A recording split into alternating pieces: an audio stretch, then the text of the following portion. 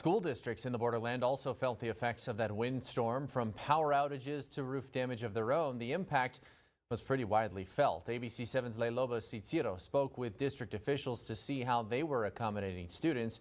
She joins us live outside the headquarters of the El Paso Independent School District. Leiloba. Eric and Stephanie, good afternoon to you. You know, if you weren't here yesterday, you may not even believe what we're talking about, because what a departure today is from yesterday. The sun is out. The air is so much more still by comparison. Still, officials in districts like the one here you see behind me, El Paso Independent, even all the way up to Alamogordo, we're scrambling today, trying to make sure students did not miss their classes. In fact, just into our newsroom, we learned Chaparral Middle School in Alamogordo sustained roof damage in several places. So students, they're going to be learning from home the whole week while roofers work to fix the damage. Here in El Paso, the Independent School District had 3 campuses without power this morning: Ayoy Elementary School, Travis Elementary School, and Navarrete Middle School. Students from those campuses were taken by bus to Bowie High School, Canyon Hills Middle School, and Chapin High School.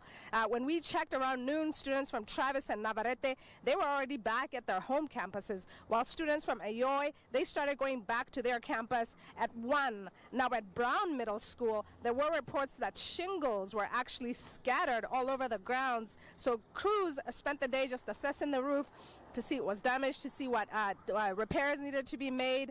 Now, San Elizario School District, that was actually closed for the whole day today. Those students didn't have classes at all. They will be back to normal tomorrow. Gadsden Independent, they started at 2 hours late this morning due to multiple power outages, lots of damages, downed power poles, roof damage, uprooted trees, uprooted fences. They'll also be back to normal tomorrow. Lastly, Clint Independent School District, the power was back on early this morning, so those students, they were back at school, no issues at all.